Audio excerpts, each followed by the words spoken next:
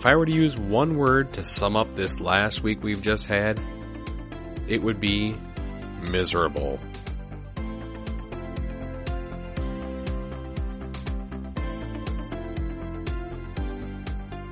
Hey everybody, welcome back to another episode of Wisconsin's Outdoor Explorer podcast. I am your host Jason, and I tell you, it's been a crazy week that we've had to deal with here. By the time you're listening to this, the cold should be over with.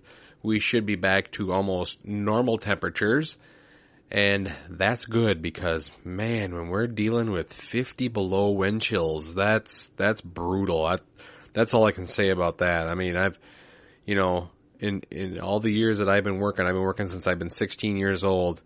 I think this is the first time that I've ever had an employer say, don't come in, it's too cold. So that's saying something when businesses are telling their employees to stay home because it's so cold. So yeah, it was a rough week this last week, but I'm glad we got through it. I'm glad things are warming up, and now we can get out and start enjoying winter again, because when it gets that cold, you're not going outside.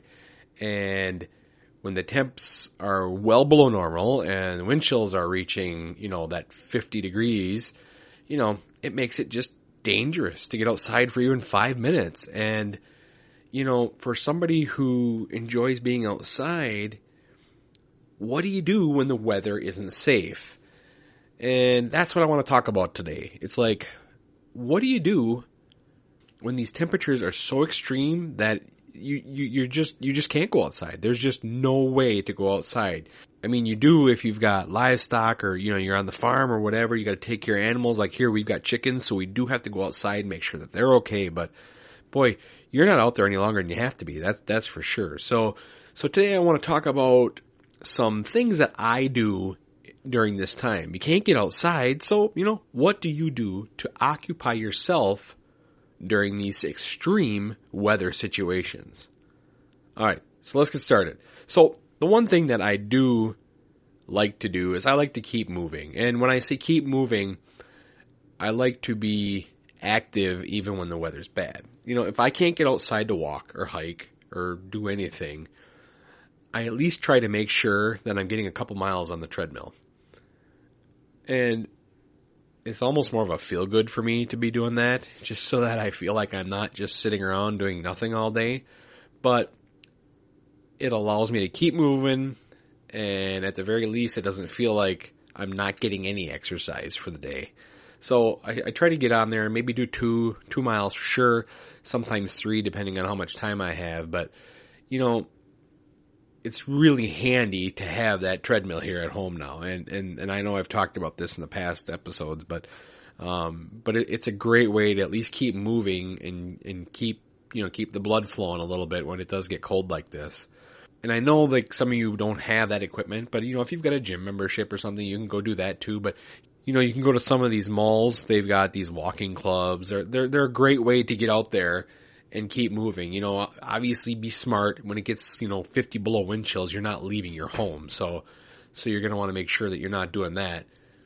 But just be careful. Use common sense if you are going to leave to go walking, indoors someplace. But I just find it's a good way to keep moving.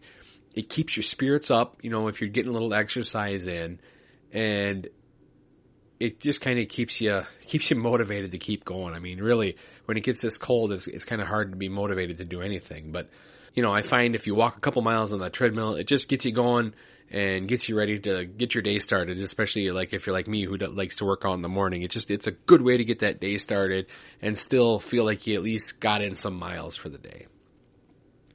Now, if you're not into exercising, another thing that I like to do is I like to look at some travel books. You can get these travel books sent to your home. I mean, I've got one about hiking in Wisconsin and a few other, a state park book here about Wisconsin. I like to look through those during this downtime. It just allows me to kind of plan ahead a little bit, I guess, and read up on some of these trails. And it's not just about reading books. I mean, I like to go online. Pinterest is a great resource to go and find some interesting hiking ideas or some interesting destinations that you can go to in Wisconsin. It's kind of, I always think it's a little bit of a guilt-free time to be doing that because, you're not able to get outside. So why not at least read about getting outside or visiting some websites? And it's just a good way to kind of move into my next thing here where I like to plan. And that's what I'll do. I'll read these books. I'll get some ideas of where I want to go. And then I start planning and then after doing some research and reading about the different places I might want to visit, I start planning my getaway. Now, if it's a family day trip or a family trip, I'll check to make sure there are things along the way that the whole family can do, whether that's, mini golf or whatever, I'll try to map out my whole day so that, if the kids get tired in the car, we can stop here, do this or do that. And you just try to find those places that the whole family can enjoy. Now, if it's a couple's weekend, if me and the wife are planning to go someplace for a weekend or whatever, we kind of look at things that we both want to do, and maybe we'll pick a thing that she wants to do and I want to do, and the research you did earlier kind of helps you with that plan. It gives you some ideas of hotels and restaurants, and there's a lot of great resources out there, and if you're like me, you can kind of get caught up in the internet and reading books, and pretty soon a lot of time has gone by. So this is, again, it's kind of a great time to sit down and go through that stuff and make those plans. And this downtime allows us to do our research and maybe check out some places, read some reviews. It allows us to maximize our time together and enjoy as much as we can when we do finally get out there and get back to the real world of exploring. Again, this is a great time to just sit down, read some books, check out some websites, read some reviews about places, and you get that, that guilt-free feeling of spending time, looking on the internet or reading some books without, missing maybe a beautiful day sitting outside. Now, another thing I like to kind of do, well, I shouldn't say I like to do it, but I find it one of those necessary evils, is organize and clean up. I like to go through my photography gear. I make sure everything's clean and ready and batteries are charged and lenses are cleaned up and throw away things that don't belong in there. And, cause sometimes when you're traveling or you're in a hurry, you just kind of shove things in your bag and you go on and over time that stuff just kind of piles up and builds up. So, I'll go through, make sure, everything's in its place again and the batteries are being rotated and charged, like I said. Just basically go through all of my equipment and clean up things and clean out files that don't need to be on the cameras anymore. And, I go through and make sure all my images are backed up if I haven't gotten to that yet. Cause sometimes, you get so busy that you just keep taking pictures and you don't forget to back things up. So it's one of those things I keep working on is being better at backing up. But, I'll take some time to also organize my office, throw away things I don't need or don't use, or maybe, post some things for sale. And it just, I find I work better, when my area is organized and less cluttered and picked up. And this is a great time to do that. And you get your stuff organized, get things cleaned up. Once you are ready to go back out there, you're going to be ready to just grab everything and go because you know that what you've done is ready. It's going to be there for when you need it. Another thing that I do once in a while is I like to try new things. And, I've got this goofy obsession with these cooking shows. I really like watching these cooking shows. I don't know why, but they fascinate me about how these people can just take this ingredients and make some really cool things out of them. I find myself, oh man, I should really try this, really get into this. But then I say, you know what? No, it's just another thing that I don't need to get into. But when you get these cold days like this and my mind just starts turning about, hey, I saw this, I should do this. And one of the things that I got last year finally was I finally got myself one of these food dehydrators. And I got it mainly to start making jerky around the house. So I like having jerky around the house. It's, for me, it's better than having cookies and candy around all the time. So it gives me something to snack on that's at least healthier than all the sugary sweets. But I have this inkling to use it for more, and I'm going to start, and I want to start using it to dry some fruits and make more things that are like a little bit more healthier for me around the house and for the kids. So it's one of those things that I always find that when I get into these times where you have these really cold days or really snowy days that, hey, now's a good time to pull that dehydrator out and let's make some jerky, or, let's try my hand at, dehydrating some bananas or some apples or something like that. So it's a time to try new things if you're really adventurous.